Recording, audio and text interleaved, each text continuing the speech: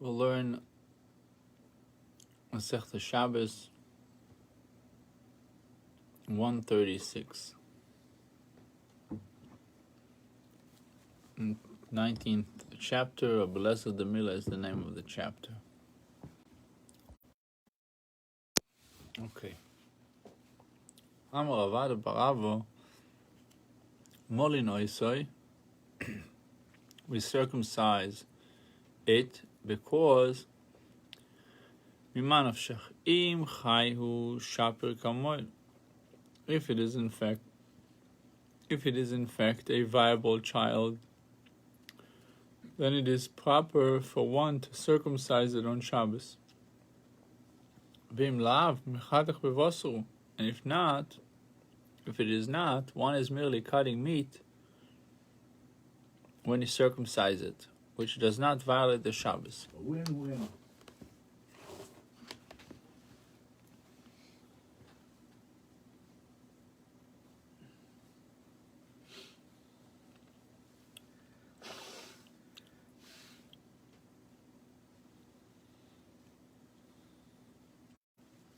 It says in number 3, when one cuts fresh meat, he also causes blood to ooze. Yet this is permitted on Shabbos because a wound is by definition something made in a living being. A nefil, non-viable child, however, is not legally considered a living being, and wounding it is therefore not a melacha. I got a question. So, but meat, if you don't drain the blood and the salt it, then it's not, you can't eat it. Right? But if you have a steak, you have to kosher it, no? If your wife made you a steak Friday night, okay, you eat it on Shabbos, you're cutting the meat and some... the juice comes out. Okay, all right. Well, that's already been taken care of, the steak. Yeah. Okay. That's the Miman of Shach that he wants to say. However we consider the matter, if it's a viable baby, he did a good job. He circumcised the baby. If it's not viable baby, then you're allowed to cut it. Right. Velo Tanya be Sofik ben Shiva Sofik ben Shmeino. If there's a question whether it is a child of the 7th month, which is considered viable, or a child of the 8th month, which is not considered viable. Let's see 135, note 10 and 12. It says, the child is born, 135a1, note 10. If a child is born during the 7th month of pregnancy, he is considered viable, and we may circumcise him on the 8th day when it falls on Shabbos. From Rashi, Dibur Matcha ben Ches, it is clear that the Brisa speaks of circumcising on Shabbos. However, regarding the more general question of saving the infant's life through desecrating the Shabbos, child born during the 11th, a child born during the 8th month of pregnancy is regarded as a corpse, and there is no mitzvah to circumcise him. We do not desecrate the Shabbos for the sake of his circumcision. Although the melacha of slaughtering, which is a milah, of which milah is a tolda, is a derivative of, cannot be performed on a corpse. Shabbos desecration referred to here, the performance of those preliminaries to milah that involves melacha. So it still doesn't tell us why the 8th month is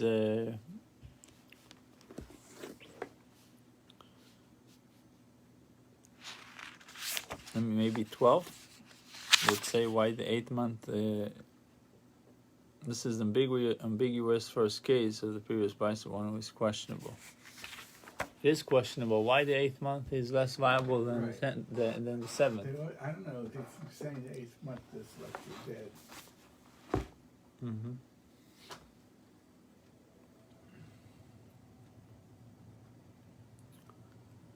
Amar Mar bar Brei. So he repeats the same Iman of Shach. He writes, if you have doubt whether he was born the 7th month, which makes him liable, or the 8th month, which is not liable, and Mechalem as Shabbos, we don't desecrate the Shabbos.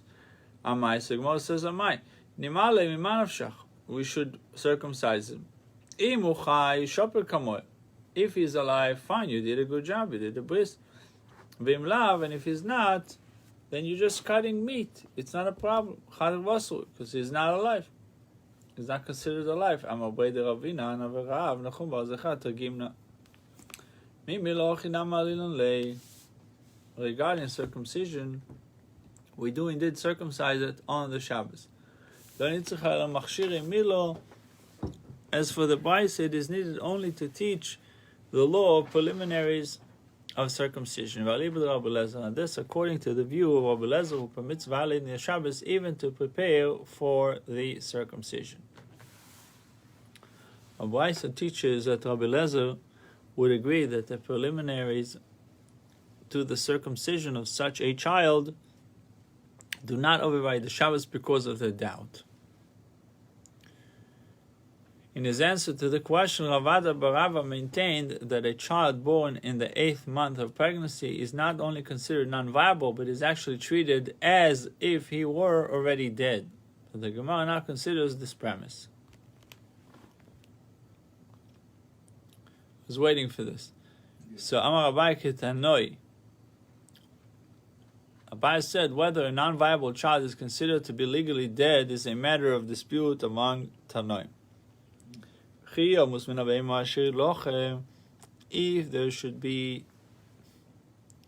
there should die among the animals that are for you to eat, one who touches its carcass shall be tamei until evening. To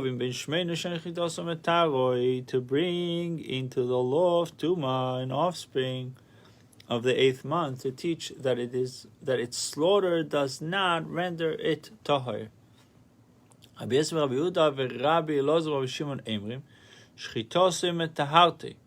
Its slaughter does render it tahor, removing it from the category of nevela. My love ba'akamiflagi. Is it not that they argue regarding this point? The mouse of a chayu. One master, Rabbi Yossi, the son of Rabbi Yehuda, and Rabbi Elazar, the son of Rabbi Shimon, maintains that it is legally considered a living being, and its slaughter therefore removes it from the category of nevela.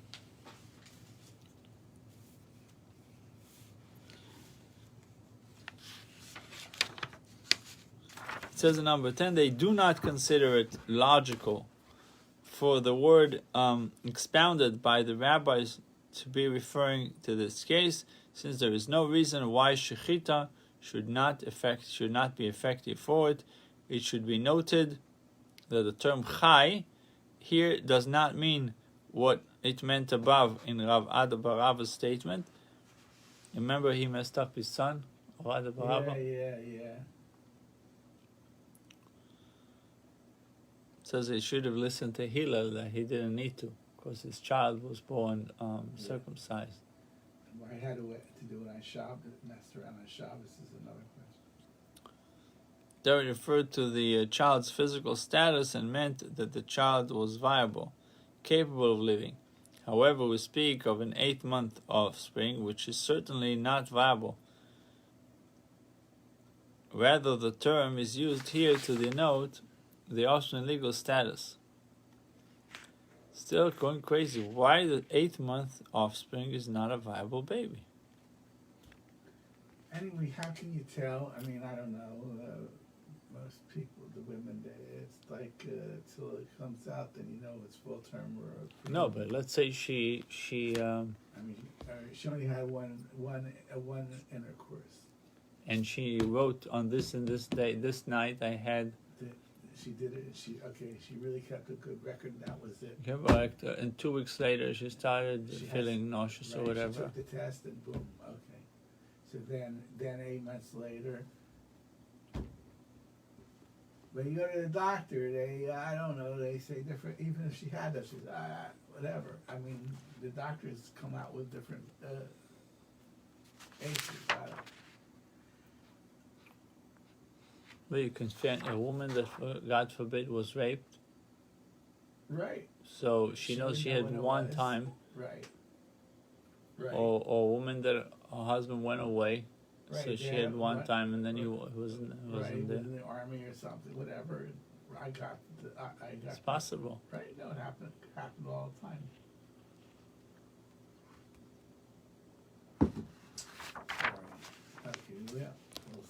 So one opinion says he's dead already, even though he's not, and one says he's not considered dead. Umar Sova, the Mar Sova Chayu is alive.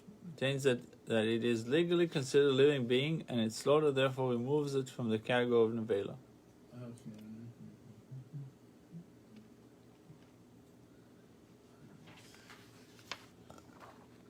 What was the Machlekes Tanoim?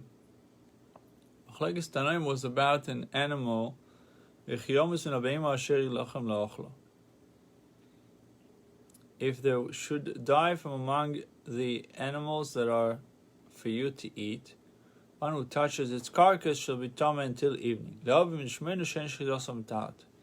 bring into the law of Tuma an offspring of the 8th month, to teach that its slaughter does not render it tahir. Why? Because it's like treifa, it's like already dead. Yeah, it's like a moment. Or maybe nevela. Yeah, it's considered nevela. The last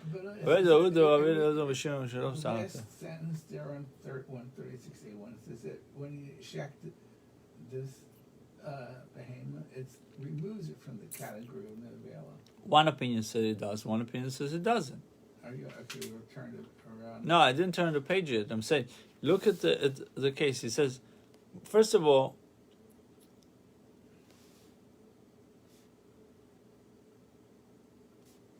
you have a case of animal that died, right?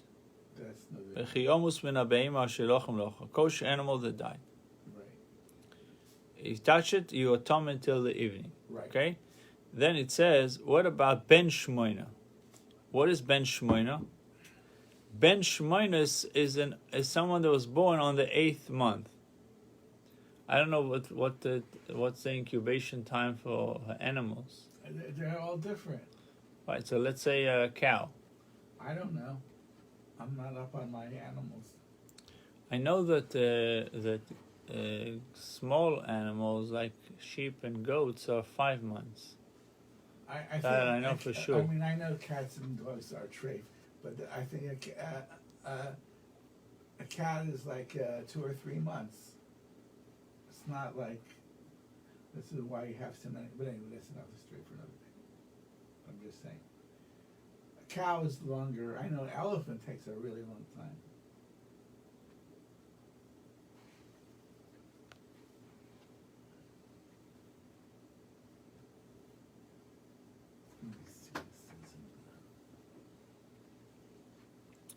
So the point is that if you shechter the animal, Yeah. the shechita is ineffective to make it tahor. Yeah. Rabbi Yossi, Rabbi Yehuda, Rabbi Elazar, Shimon, Emim shechita somtat. Rabbi Yossi, Rabbi Yehuda, the son of Rabbi Yehuda, and Rabbi Elazar, the son of Rabbi Shimon, both says that the shechita makes it tahor. My love, back and reflect. So what do they argue about? The Marsava Chai, one says he's alive, and that's why the shechita is fine. Make it tahor. Marsava Mesu, and one master said it's dead. Amar Rava in 136a2, Rava says, Yachi admiflagilin tum v'taro liflagilin and achila.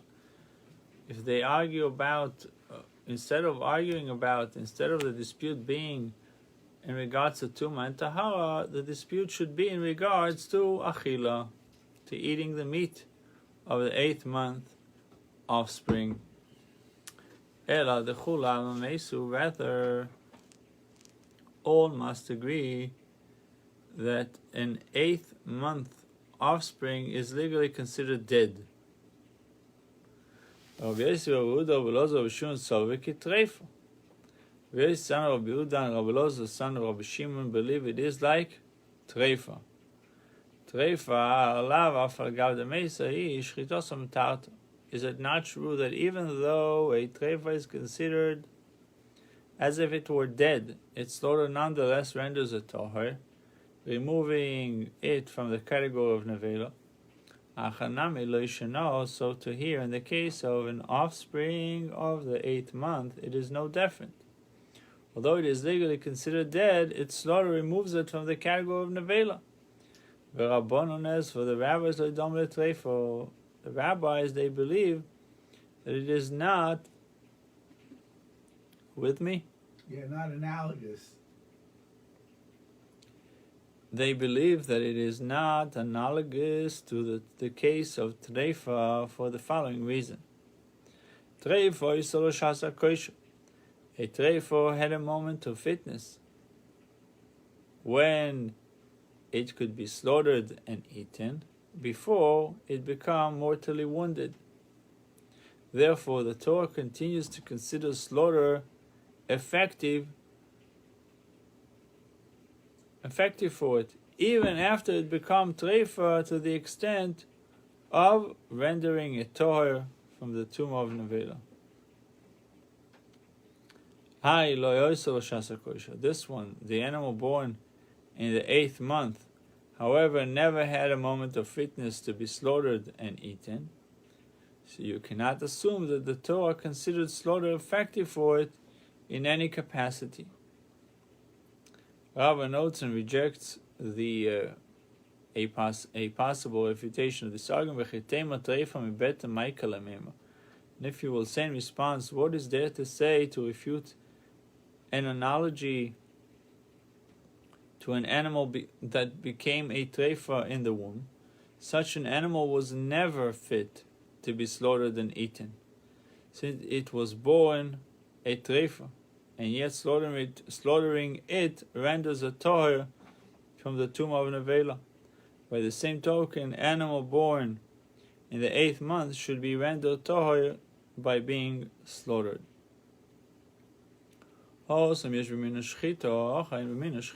There, in the case of a born treifa, although this animal was never fit to be slaughtered and eaten,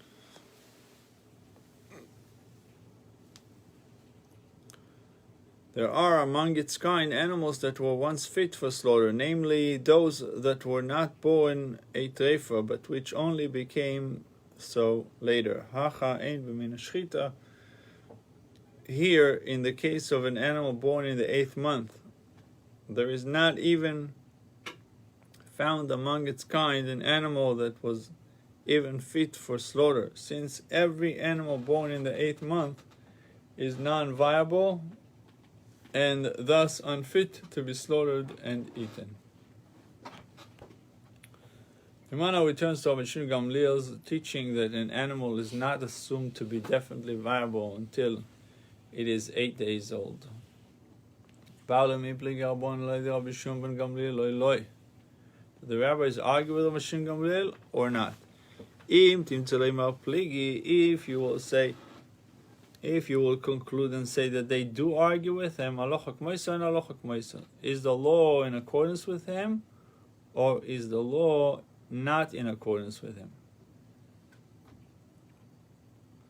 Tashma, come learn the answer from the following bite. Egel shenedel b'Yom Tov, a calf that was born on Yom Tov. Sheichat Yinoisa b'Yom Tov may be slaughtered on Yom Tov, and it is not considered muktzeh. It says in 18, objects that are not mukhan, prepared, available for use before Yom Tov are muktzeh. However, an animal born on Yom Tov is considered prepared because it was part of its mother at the onset of Yom Tov and was thus suitable for food if its mother had been slaughtered. And yet we say we can't eat the eggs that were came out on Yom Tov. Maybe because the egg is being created on Yom Tov. Over here, the animal was already there. The fetus was there. Maybe, but you could say the egg was being created before Yom Tov, and it came out on Yom Tov. I mean, I don't. Yeah, but the likelihood is how long does it take the? I don't know. I'm just saying that over the swore.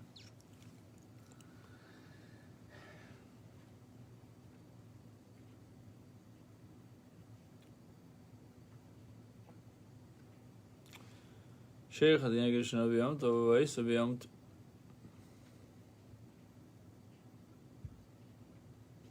calf that was born on Yom Tov may be slaughtered on Yom Tov, and it is not considered muktzah. Hence, we see that a one-day-old animal may be slaughtered. And thus the rabbis of the Brisa dispute over Shimon Gamliel's view.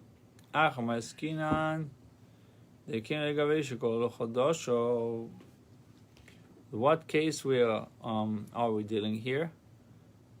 With a situation where he is certain that its month of gestations were completed.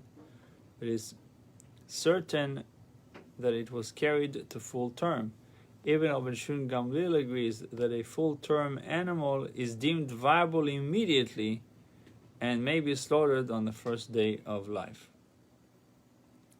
The Gemara again argues, or the Gemara again tries to prove that the rabbis argue with Rabbi Menashe Gamliel. Tashma,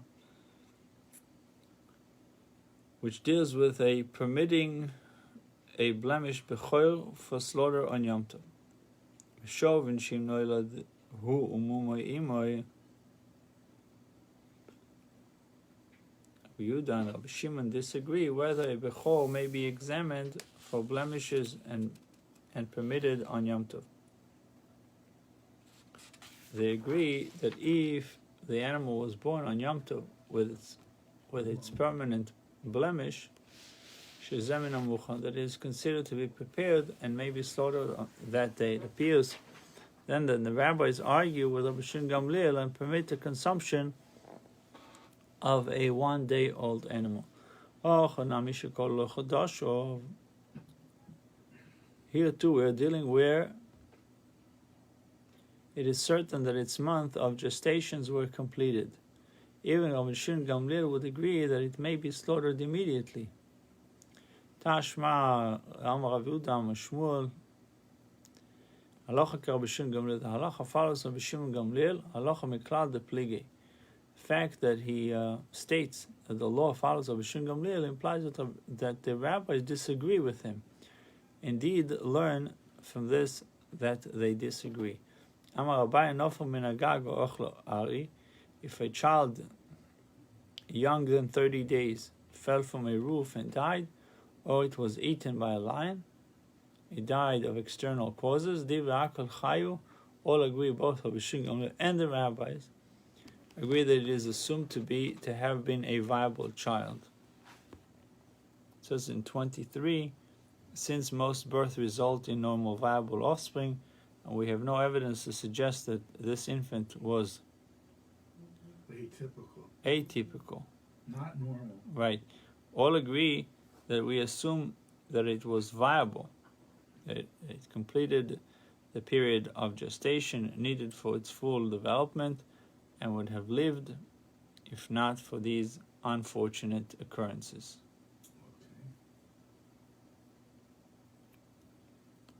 The assumption has practical ramifications with regard to both human and animal offspring. In the case of human infant, it would have the effect of exempting its mother from the requirement of chalitza. In a case where the father died without leaving any other offspring, and I'll explain below, with respect to animals, it would mean that shechita is effective in permitting its meat, even within its first 8 days.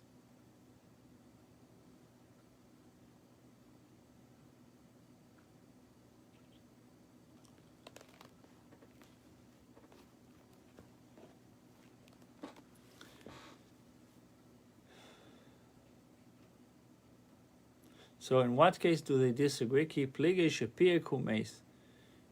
Where the child yawned and then died. It exhibited only limited vitality after being born, for example, yawning and then dying. The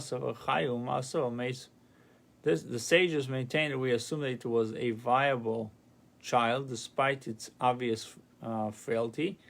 The Rabbi Menashe Gamliel maintains that we suspect in such a case that it was not a viable child. Mine of Kamina. Since the child is now dead, what practical difference is there whether we assume that it was once viable or not? The difference is whether to exempt its mother from the requirement of yibum. we assume that the newborn was viable, its mother is exempt from the laws of Yibum. If not, she is subject to this law. Get it? Yeah, because it wasn't for real. I got it. Nofal min hagag or ari fell off the roof or was eaten by a lion. Divakal chayu. All agree that it is assumed to have been a viable child. והרב פאפה ורבון אברד הרושע איקלו לבי בירי דרבידי בר אובין ואובי לו איגלו טילסו. One time, Rav Papa Ravuna, son of Yeshua, they visited the home of Rav Idi bar Ovin. Ve'ovid lo iglo tilto, and he prepared for them a third-born calf. B'imam Shiva, that was 7 days old. Ve'amr lei eiter chisu lei ad lo'us havachrin meneh. Had you delayed slaughtering it until tonight, the beginning of its 8th day, you would have eaten from it. However, that you have slaughtered it before the 8th day, we will not eat from it, because an animal is not assumed to be definitely viable until its 8th day. Now, there is a case where the animal died an unnatural death. It was slaughtered, and yet the calf was suspected of being not viable.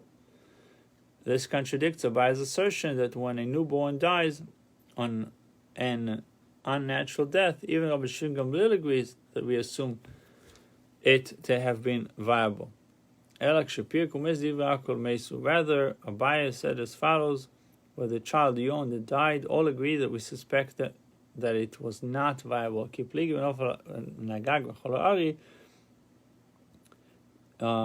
They disagree where the child fell from the roof or was eaten by a lion. Rabbi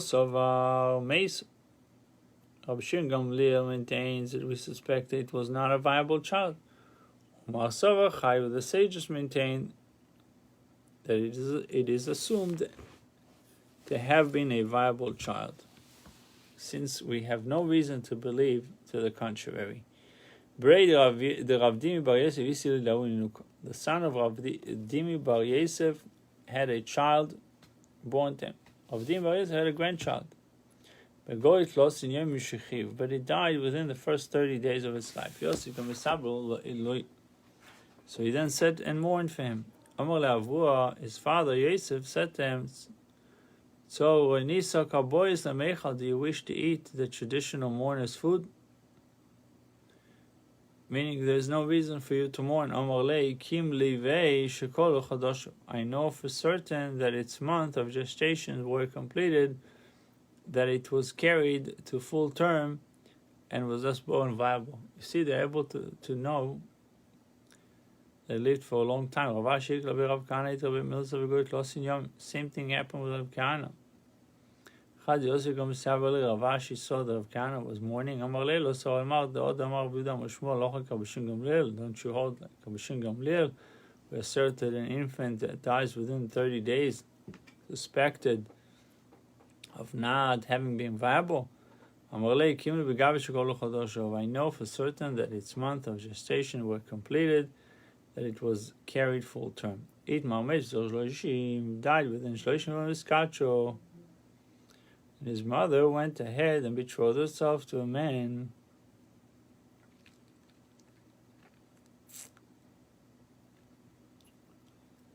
Ravina says in the name of Rava.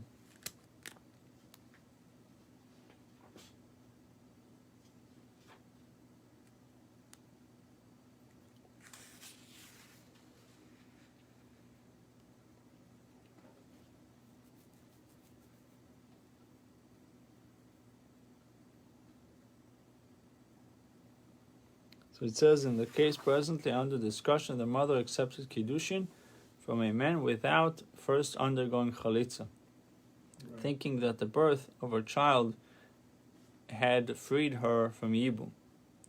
So she accepted the Kiddushin sometime after the death of her child. We learned before, I Meishes Yisrael he choletzes.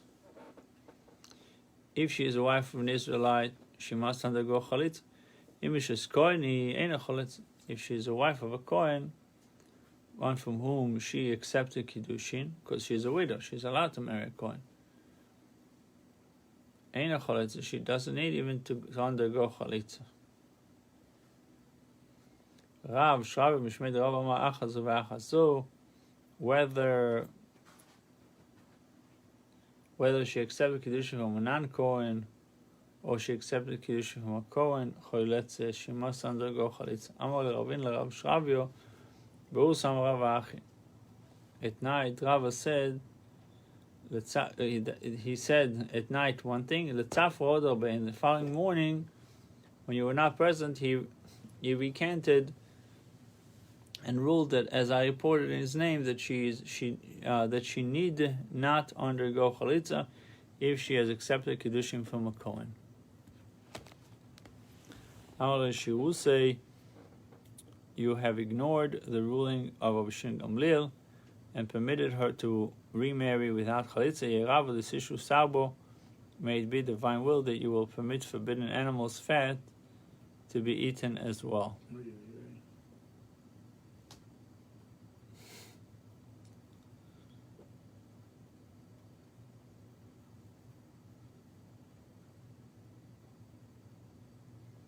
Abuda permits one to circumcise. Not with respect to all matters did Rabbi Yehuda say that an androgyne is considered a definite male. With respect to erech vows, the androgyne should have an erech. If one vowed the erech of an androgyne, he should thereby become obligated to pay the temple the erech of an equivalent male. And from where is it known to us that androgyne does not have an erech? It was taught in Abayis HaZochor, the male, for which we derive not tumtum or androgyne. It could be that the tumtum or androgyne is not assessed according to the erech of men, but he is assessed according to the erech of a woman. To dispel this notion, the Torah states the male, and if she is a female, zochor vada nekeva dois, only a definite male and a definite female are the proper subjects of an erech vow, but not a tumtum or androgyne. This Baisa states clearly that androgyne is not treated as a definite male with regard to erech vows. Stam Sifra Rabbi Yehuda. Now, an anonymous Baisa in Sifra generally reflects the view of Rabbi Yehuda. We see that Rabbi Yehuda does not regard an androgyne as a male with respect to erech vows.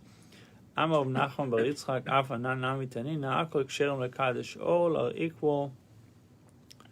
Rabbi Yehuda does not consider androgynes as male.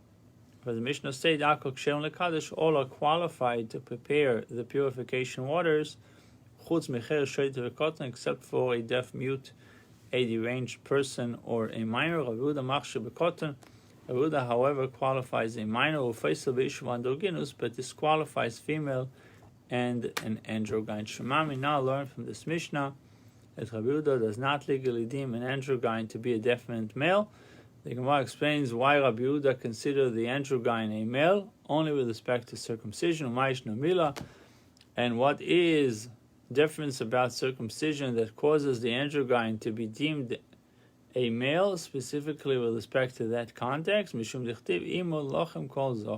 it is written in the Torah with respect to circumcision, circumcise for you all your males. The inclusive word all serves to include androgyne as well. Should continue, God willing, tomorrow.